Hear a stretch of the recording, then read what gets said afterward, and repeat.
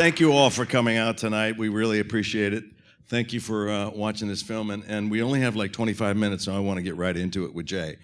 I noticed, at the end, there wasn't a DGA logo. Yeah, we have to... Why was that? I'm not sure. I would have thought there would have been. Okay. One question he didn't know. Now, you have... Your resume says there's a lot of comedy to it. There's the Fockers and Meet the Parents and all the Austin Powers movies, right? You directed all those. And then on the dramatic side, you had an in with more of television, so with HBO's Recount and Game Change.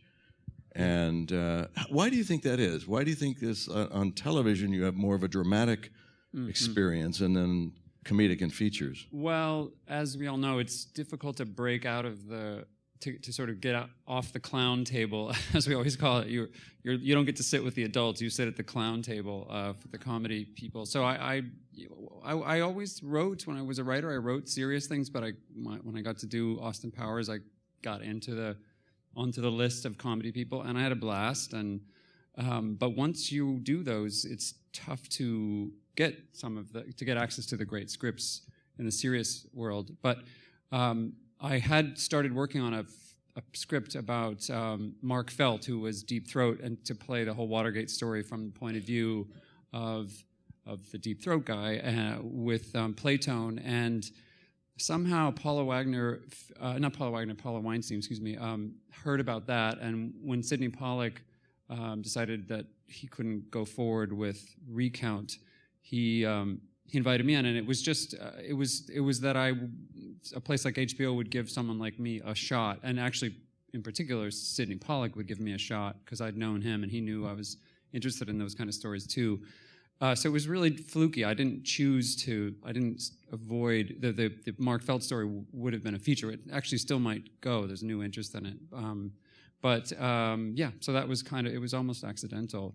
But I do, one thing I will say about it is that the training in comedy, for me, has been really beneficial when it came to working with actors in drama, because I tend to like to work with actors such as yourself who can do the full range and who can obviously find what matters about a story, what's serious about it, how high the stakes are in this story.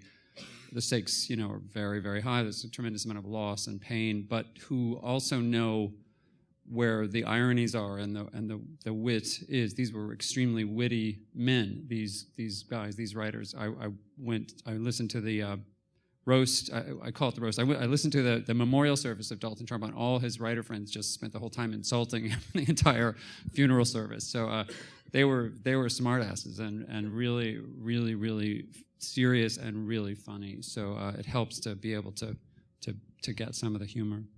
So how did this script of Trumbo get on your desk? How did you first become aware of it? Michael London, our great producer, who I had known, has done a lot of great films, including Milk, one of my favorites. We had talked a lot about things we wanted to do, and it was the first one that we both said, "Oh wow, this is great." So he put it on my desk. John McNamara, our great screenwriter, who was in love with this screenwriter, had worked on it for a number of years, and I read the screenplay and instantly liked it. But I had some questions about how it would go, and I started digging into Trumbo's life and was able to kind of work with him for another year and a half, really, or so. I think before we brought it to you and started really casting it, and we simultaneously started talking to financiers because we did think the script was getting to a cool place. And one of the things that happened when I came on, it was partly from doing Game Change and Recount, was that I encouraged John to get to know the Trumbo daughters, Nikki and Mitzi Trumbo, who he hadn't got to know. And I, as screenwriters sometimes do, they're so happy to stay in their bubble and write the best story they know. But if they have to sort of fact check it with real people, it's trouble. And the sisters had problems with some of our issues, but they also had great suggestions, including what became the sort of motor for the whole the final third of the film, when because they described what it was like being in a family where Trumbo was very actively trying to undermine the blacklist while writing. He was actively trying to do so much work and pull so many other writers into work, for example, like with the King brothers, to almost, to just, like he says to Arlen Hurd and to Louis C.K.'s character, to expose the lunacy of the situation by just writing most of the good scripts. He wins 2 Academy Awards, he writes Spartacus, and he succeeded. The daughters helped us shift the emphasis to his contribution to breaking the blacklist, which I thought was a big part of it. Now, your history shows a stockpile of what would be really considered very commercial films. Meet the Parents and the Fockers and the Austin Powers trilogy. This you have. What are you saying? A communist, wealthy communist isn't going to be a big. There's no sex. There's no action. There's. Were you a little trepidatious about taking on something like this? And I really want to go up against the Bond film next week. That was next week. We open this week Friday against this Friday. Yeah. Expectorate, I think it's called. What could possibly go wrong with us? Yeah. I don't know. There's something for me. It'll sound I don't know, sort of pretentious, but I just get so much out of doing these films. It's no longer, it's just about doing them. The stories are so fulfilling, and I get to work with so many fantastic actors. It really doesn't matter. I mean, I honestly hope it finds an audience, but and I hope for the people who finance the film that it makes some money back, because I want them to keep doing films like this. But we've had such a moving experience already showing it to audiences. We showed it in LA, and people who've either were survivors, if you will, of the blacklist, or were relatives of blacklisted people. And one of the most disturbing moments was a woman came up to us on Friday night a week ago, came up to the microphone in a situation like this and said she worked in the studio system, and her job was coming up with a list of actors to play all the different characters, like a casting director, but she was like an associate casting person. And she would make these lists and then walk them down the hall to the office that said clearances, and get them back the next day with like a third of them crossed off. And it would be the people who had appeared in a publication called Red Channels, which is where even if you just showed up at another blacklisted writer's trial as a kind of friend of his case, you would go on to Red Channels and you could just be vaporized. Your career is over, And she said I wanted to bring this up because I don't think people understand how mundane and ordinary it became to just see people crossed off. And that was, something about that just hit home. It's not theoretical, it's not a story. It really happened, and not that long ago. Well, there was a tremendous amount of guilt by association connected with the blacklist. And then even on the brown list, what they call, it's slightly blacklisted. Gray or brown, Gray list, whatever it was. Depending on the season, I believe. You could be. There were all sorts of, and it went way across. Obviously, not just in Hollywood. It went. The McCarthy era took it to military people, academicians, people, high school teachers got fired. I mean, people, thousands of people, and it also took a strange toll on people's souls. I went to USC Film School, and one of my directing teachers was Edward Dmytryk. And he was a really good teacher, but he was a very tortured person. You could tell he I don't know, just in the way he told stories, the way he had made great films, and he I don't know if you know his story. He was the only non-writer on the Hollywood 10. He was a director. He went to jail for 3 months, came out, and named names. So his story is a little bit similar to Edward G. Robinson, but Edward G. Robinson didn't go to jail, but because he refused to testify. He joined the Hollywood 10 in refusing to answer the questions the first round, but he couldn't work. And unlike the writers, he couldn't direct in secret, so he had to find a way to work. And he had made beautiful films. Crossfire was a fantastic anti-Semitism film that he'd made early on, and then he just couldn't work for 2 or 3 years, and then he named names and got work, and then went on to do Caine Mutiny and a bunch of other interesting films. But I don't know, I just felt like it had a kind of subtle, and not so subtle, psychological price for him, and as Trumbo says in that last speech, everyone carried the ghosts of that horror, for many years. So it's, yeah. I want to open it up to the audience to be able to ask a question to Jay. First, I wanted to just do a little technical housekeeping, just, because I'm always interested when I go to the DGA screenings as to how many days of shooting did you have? Oh, sure. Where did you shoot? Why did you shoot it? What kind of equipment did you use? Yeah, thanks. Good. I haven't talked about that much. It was a 40-day shoot. We got a tax break in Louisiana, but we couldn't get in Los Angeles, which is sort of heartbreaking because I could not shoot and get as much of a sense of place as I wanted. However, it turns out obviously a lot of 1947 Hollywood doesn't exist anymore either. So, and many cool old buildings have either been torn down or remodeled. And Louisiana happens to have a ton of really cool old buildings which we got to use. So we were able to, with a few second unit and digital, we put the mountains in, for example, behind the ranch. That ranch was just north of Lake Pontchartrain, and we put digital Simi Valley behind the ranch. And there was a cool shot of the approaching car that's bringing the subpoena that was also shot there in Simi Valley. And then we shot a couple of scenes.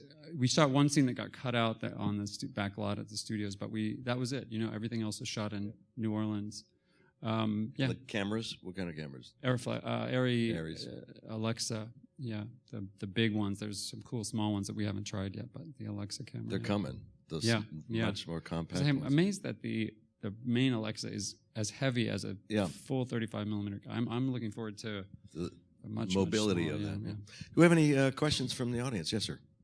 So the question is, you mentioned the movie The Walk and our film, films that are based on true stories, and how much theatrical license did we take? How much of it was true? And I think it's a very valid question. Yeah, it's a very valid question, and I think it's important to talk about it. And I'm sure people will pick it apart because there is a fair amount of license taken here. There are composite characters.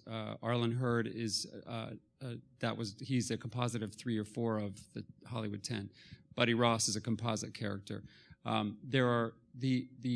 asked me, how much of this film is not true, which is related to your question. And I said, all of it is not true in a certain way, because they're actors. It's 13 years compressed to 2 hours. It's a tremendous amount of guessing as to what private conversations were. And I tried to actually remind you of that by simultaneously pulling you in using archival footage of the real HUAC hearings, but then dialing in on Trumbo and having using our sort of rigged footage to look like but that's a construct, and so I dolly in on him, pull the frame out the side, put the sound in the surrounds, and go to color and say, now the adaptation of this begins.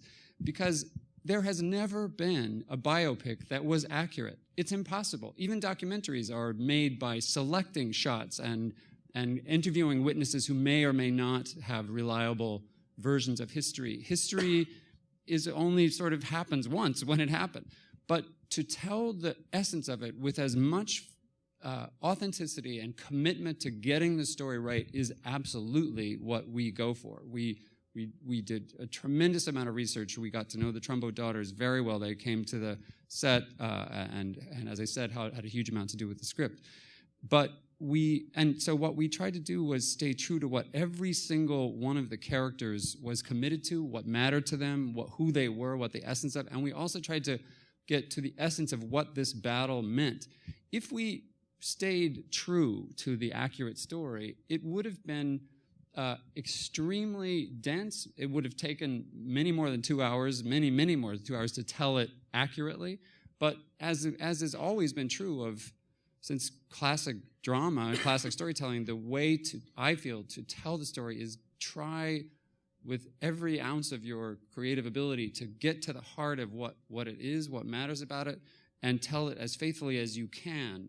But recognize that you also have an obligation for it to be entertaining and compelling, and and this is, I credit John McNamara, to distill it down into an accessible hunk of what the story is, so that so that it can matter as much as it mattered to those people. Because if you tried to do it accurately, it won't be compelling. It would be dull, and it would be to tell 13 years of horror, and it would never be fully accurate. So that's just my way of going at these stories. But again, I just say you can't get all the way there. So you have to trust that the technique of telling a story through dramatic license to be able to pull it off. I think you can make an argument to say that when you have the responsibility of telling a story based on real events or historical events, that you be careful not to change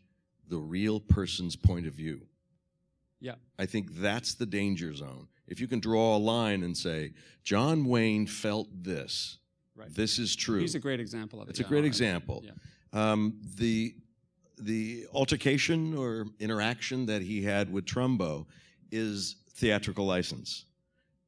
That conversation, that interaction actually happened with Carl Foreman, who wrote High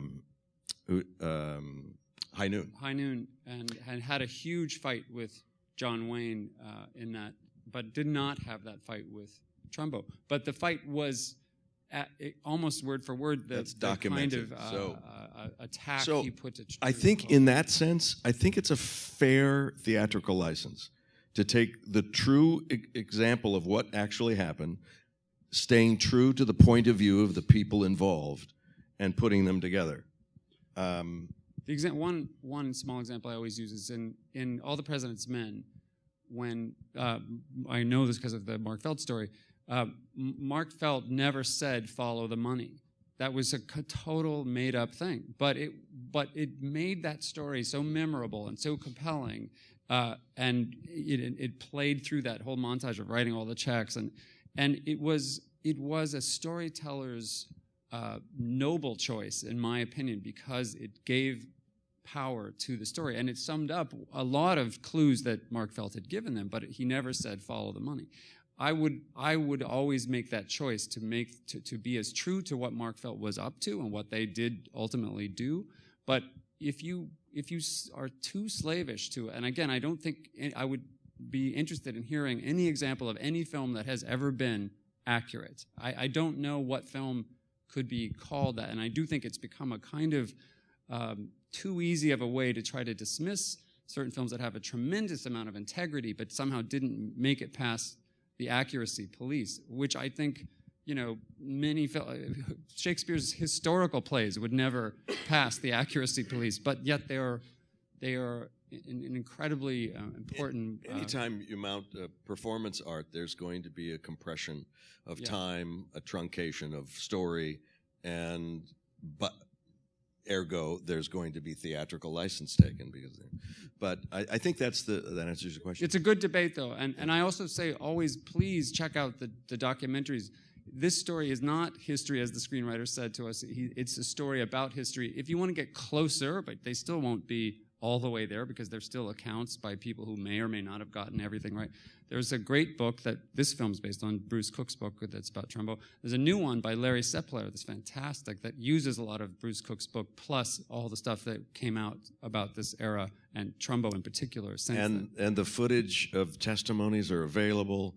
And we have really links to a lot of that stuff on the website. Fascinating things. And hopefully it does spark some interest to go and do a little more research on this time that was such a dark period in our industry and in America, really. Yeah. Any other questions? Yes, ma'am. How aware were the actors in Trumbo's black market screenplays when the films got produced? How aware were they that it was Trumbo writing them as opposed to either the front or that it was a pseudonym? In the case of Roman Holiday, it was Ian Hunter was the face of that project to the extent that he went through a horrible period after he won the Academy Award for it, taking so much praise for it, and was very conflicted that he kept the Academy Award in the bottom drawer of a file cabinet in his office. And it was actually in two pieces because he had one time used it to trace some circle that he was going to cut something out, and he dropped it and broke it and left it in the drawer broken. So it it was that much of a secret until many years later when Trumbo did receive it. It's interesting. You think about how bad it was for Dalton Trumbo not to be able to get recognized, and then you think of Ian Hunter getting praised for something he knew he didn't do.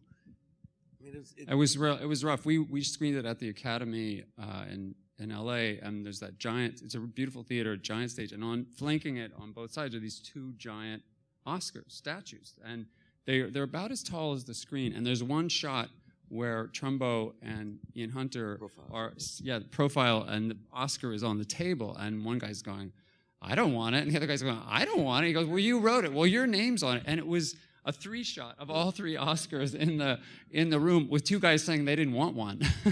It was so ironic. So yeah. Yes, sir. But yeah, go ahead. The question was the having J. Parnell Thomas show up in the same prison as Dalton Trumbo, also theatrical license. What isn't theatrical license is that he did go to prison, and he went to prison in Bristol, Connecticut, I believe. And Ring Lardner, 2 of the other Hollywood 10 Ring members Lardner were with was, him, and he worked in the chicken coop, and Ring Lardner was in the hasher, like one of the food people, and he would go out once in a while to check on J. Parnell Thomas, who was cleaning the chicken coop, and so we merged that idea that Ring Lardner and Trumbo were best friends. So once again, I think a fair use of theatrical license.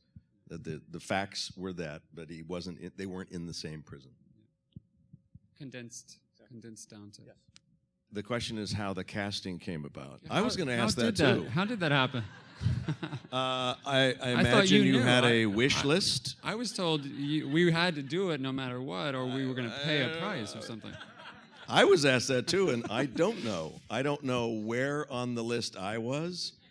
I honestly don't. There were names. We've talked about it. There was pressure for financing reasons to look at other people, but when Bryan's name came up, that stopped instantly. And well, no, I did hear one story. One journalist said, "There's a story about a German financing company that said, if Cranston's in, I'm out." That is true, which I forgot about, but that person was not the financier who ended up doing it, because they were out. Wow. And I think that's part of the crapshoot of actors, and you hire the best person available, I guess, and I don't know where it went. And did you go out to other actors and? As far as I am concerned, there will always only be one Trumbo, I've never looked back. There can't be anybody else. I just had to write a response to a question for a newspaper about why and how, and it was partly that this character is so complex. He's so driven and passionate and self-righteous and kind of abrasive, but he's also funny and loving. The letters he wrote to his family from jail are some of the most beautiful, poetic, heart-tearing letters ever. He was a real mess, of everything great and everything kind of horrible. And that's why I thought of you, Bryan. No, I just thought any actor would want to play that. And when I did think of how the range Bryan had from playing all these great warm characters from Malcolm in the Middle and a ton of other things, and also the intensity of Breaking Bad, and then I knew he would be able to one of my favorite things is that moment in the House Un-American committee hearing where we push in on him and he's saying, I'm going to answer it the way I want. Only a moron or a slave would answer yes or no. He's such a jackass at that moment, and he actually lost some support by being so much of a smartass. All the Hollywood 10 lost some followers when they were so sure of themselves that they were, and I think they deserved to be that sure that they were right, that you shouldn't be allowed to ask me my political affiliations. But there's such a twinkle in his eye when he says it that I fell in love with the guy when I've seen all the hearings of all those guys, and the guy was fascinating, compelling, and lovable. Anyway, so I needed people, and not just in Bryan's case and for Trumbo, but all the characters. Frank King with John Goodman's character is fantastic. They're schlocky guys. They made tons of money in pinball. They might have had mafia connections. They seemed, they wore those giant collars and they were accidental heroes that completely fought against the IA guy. And there was another decision made. That was for real. That was the real King brothers. There were 3, and we reduced it to 2 just for simplicity's sake. And to be able to make sure we could actually connect with them. And yes, very good question. The question was table reads, rehearsals. What's your style? I love to rehearse. It rehearses always in quotes for me because I don't try to block it or stand up and read it even. We sit around the table and read through it again. And in between every time we read through it, we talk about what matters about the scene, what the transition moments are, is there anything that seems missing? Are the transitions in and out strong? Where are the turning points? Things like that. And invariably, when you work with great cast, and one of the things I loved about working with Bryan, he thinks like a storyteller, and he frankly thinks like a director. He will often, even on the set, kind of be aware of an opportunity and whisper it. He's very cool about,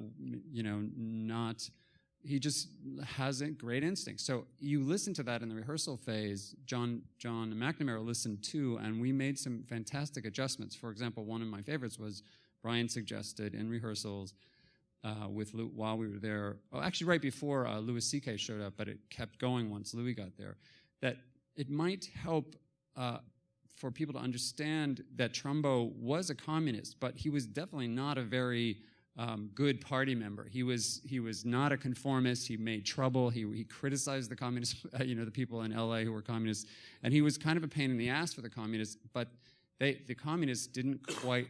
The ones who were more hardline, which is what Arlen heard was, didn't quite trust him either because they saw him as a sellout in a way and a swimming pool Soviet as he's called in the film. And Bryan had a good instinct that maybe that should be even rougher. Maybe Louis C.K.'s character should be even tougher and more intense about coming at him. And that whole scene where they go at each other in the study came out of that discussion. The entire thing was written in rehearsal, and John was, I always like to have the writers write with me and hear every single thing the cast is thinking, because he's going to work with me in figuring out how to address, and as we all know, the actors go deeper in a certain way than the directors ever can into their individual characters. We have to sort of stay on top of all of them, but a really great actor that you trust will go into depth and breadth that you may not get to. So to be open to that in that period. And when I'm on the set, I'm not going to be that open. I'm going to be, that's an amazing idea, but I need a whole other day to shoot that, so I can't use it. But in rehearsal, you get to experiment and try stuff. This is obviously the final cut. How many iterations of the film did you assemble? Very good question. I don't know if we measure them discreetly because it's always kind of an evolving thing, but I will say that I like to sort of every 5 or 6 days sample where we are, because and Avid, it's so great because you can have the version you've been working on, you can have alt versions, you can be trying all sorts of things and even have parallel versions running simultaneously. But once in a while, just to make sure you're pulling it all back together and thinking about it from the audience's point of view, I stop and screen it. And I personally love to screen it. This is definitely from my comedy years, for 100 strangers at a time. And I'll bring just like a room like this and show it to people. Usually it's about... They couldn't be any stranger, by the way. Usually about a third of the crowd is somebody that somehow knows us or is familiar with us, but hopefully hasn't seen the film. And then the other 2/3 are usually people once removed from those people who don't know anything about the project and become guinea pigs for me. And then I run the focus groups. I sit and with Mike and say, seriously, I need you to tell me first tell me what you like about it, because I want to hear some of that. Then tell me stuff you don't like, or that throws you or is confusing to you especially. That's what's really interesting. How many of those did you have? I mean, test screenings. In this case, we had 4 official recruited previews, which is rare for a drama. I didn't do that with the HBO films. And we had about 5 or 6 100-person screenings, I would say, 4 or 5 or 6.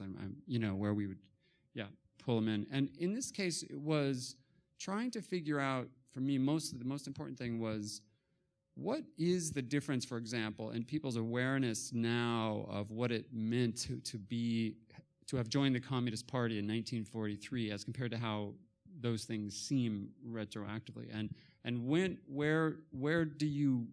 are the sort of political vectors clear, and where is it not clear? Because some things were similar, and we see patterns of fear-mongering in politics every day today. And crazy, wasteful congressional hearings seem to be a pattern.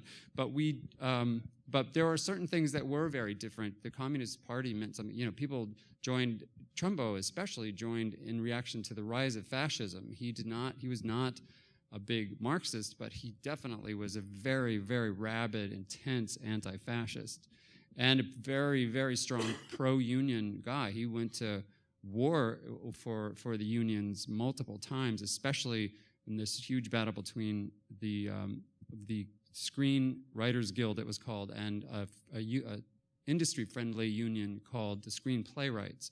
There was a huge battle in the late, I think it was right around toward near the end of the war, and it was so fierce that the people who lost, and because ultimately the Screenwriters Guild did become the dominant guild, but the Screen Playwrights people were so bitter, they helped form the MPA. A guy named James McGinnis helped form the Motion Picture Alliance for the Preservation of American Ideals with Sam Wood, Walt Disney, Ayn Rand. All those people formed that organization and invited Congress. Congress didn't come out on its own to investigate people in Hollywood. They were invited by people who were angry about this union battle. So that I needed to know how that worked. I didn't want to whitewash any of it, but I didn't want it to be, so confusing. So that I just kept listening to how stuff played. And we changed it quite a bit we had a 3-hour movie, and we changed quite a bit to get it down to 2 hours. How are we doing on time? I have one more question here. This is a good one. What are you working on next?